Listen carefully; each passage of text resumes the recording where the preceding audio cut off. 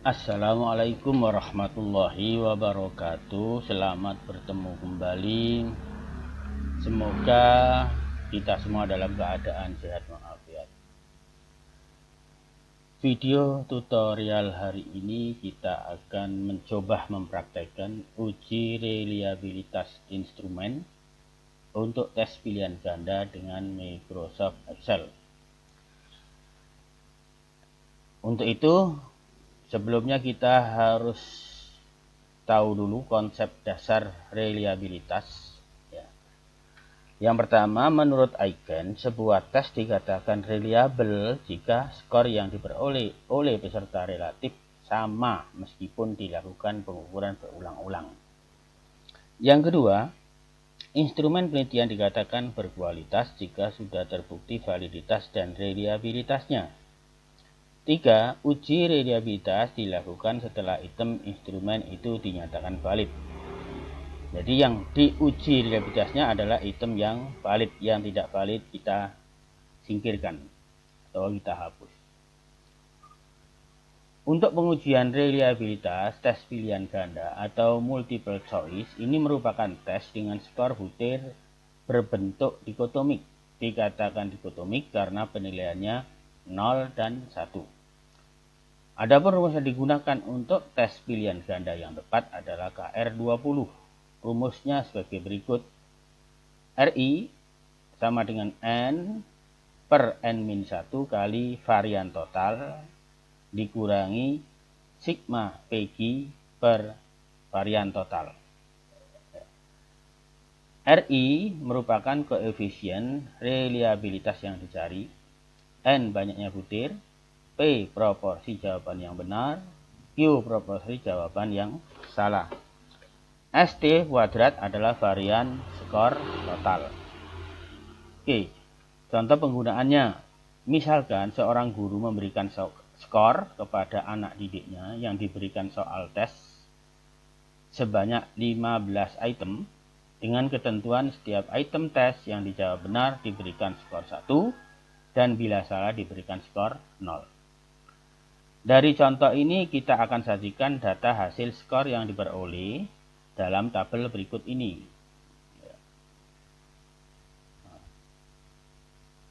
Nah ini, tabel data hasil skor tes 20 siswa dan 15 butir soal. Jadi 20 siswa ini kita berikan lambang A, B, C sampai T. Sementara soalnya ada 15 butir soal, 1, 2, 3, 4, 5, 6, 7, 8, 9, 10, 11, 12, 13, 14, dan 15. Dari skor yang diperoleh ditabulasikan, di sini kelihatan yang dapat nilai 1 artinya item itu benar, sementara yang 0 adalah salah. Kemudian dari total skor menunjukkan bahwa A ini menjawab sebanyak 12 yang benar. Kemudian yang B7 begitu seterusnya. Sementara total yang di bawah ini artinya masing-masing item. Jadi dari seluruh siswa yang dites, untuk menjawab item ini yang benar hanya 9 orang. Begitu juga seterusnya. Nah, ini akan kita uji reliabilitas, namun sebelumnya data ini akan diuji validitasnya terlebih dulu. Karena syarat untuk reliabilitas adalah yang valid. Nah, validitas ini sudah pernah kita tayangkan pada tutorial sebelumnya. Misalkan ini hasil yang kita tutorialkan. Jadi dari 15 item soal ini ternyata dari yang tidak valid ada 4, yaitu nomor 2, nomor 7, nomor 11, nomor 12. Nah, yang tidak valid ini kita singkirkan, kita hapus. Yang valid-valid saja kita masukkan dalam tabel terbaru, yaitu tabel persiapan untuk uji reliabilitas tes objektif pilihan ganda dengan Excel. Nah, untuk menguji ini kita akan menggunakan rumus KR20. N per N-1 kali varian total dikurangi sigma PQ per varian total. Rumus inilah yang menjadi acuan untuk mengisi kolom-kolom dalam perhitungan korelasi atau uji reliabilitas. Oke, untuk mengisi kolom-kolom ini kita akan sesuaikan dulu. Kita tarik ke bawah supaya mudah untuk dibaca. Oke. Nah ini. Ya, kita tarik ke bawah untuk bisa dibaca. karena rumusnya ini ada lambang-lambang yang ada N, ada 1, ada ST kuadrat, ada sigma PQ, maka kolom yang harus kita isi di dalam Excel pertama adalah N. N kita letakkan di atas. N-nya di sini adalah jumlah butir soal. Jadi butir soal yang kita uji adalah butir soal yang valid yang jumlahnya 11. Karena kita jumlahnya hanya satu kolom, maka kita ketik aja margin dan centernya. Jadi N-nya 11, kita tulis 11. Kemudian N-1. Karena dalam rumus ada N-1, kita tulis juga kolom N-1. Ya, kita hilangkan kolom-kolomnya dulu, jadi klik margin and center. Nah, N-1 ini kita klik sama dengan N-nya 10, kita 11 ya, kita klik di sini, klik min 1 ya. Kemudian klik enter, maka N-1 sama 10. Kemudian kita cari nilai P. P ini adalah perbandingan jawaban item yang dijawab benar dibagi dengan jumlah siswa. Maka caranya adalah ketik sama dengan ya, klik jawaban yang benar 9, tekan nomor item 1, kita bagi 20 siswa, tulis angka 20, kita klik, maka hasilnya proporsinya P-nya adalah 0,45. Sementara untuk Q rumusnya adalah 1 dikurang P, maka kita klik sama dengan klik angka 1 dikurang, karena P-nya sudah ada, kita klik 0,45, baru di enter. Oke.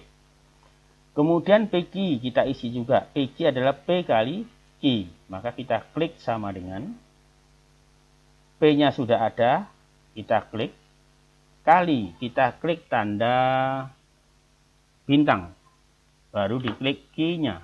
Maka setelah di enter, maka hasilnya juga ditemukan. Ini contoh untuk nomor 1. Bagaimana untuk nomor yang lain? Maka cukup di blok ya, PQ dan PQ-nya kita tarik ke kanan ya, sampai item nomor terakhir. Hasilnya kita ketahui semuanya. P ada, Q ada, PQ ada. Kemudian sigma PQ adalah jumlah dari semua PQ ini. Maka kita blok dulu ininya untuk dihilangkan kolomnya, ketik margin dan center. Ya. Gimana caranya? Kita klik sama dengan, kemudian kursor arahkan ke atas, ada kata auto sum, kita klik ya. Nah, sumnya ini kita klik ya. Sumnya kita klik ya. Kalau sudah kita klik ini, karena ini adalah dari PQ soal pertama sampai terakhir, maka PQ ini kita blok sampai terakhir. Kita oke, jangan terlewat atau kelebihan, maka baru kita klik enter.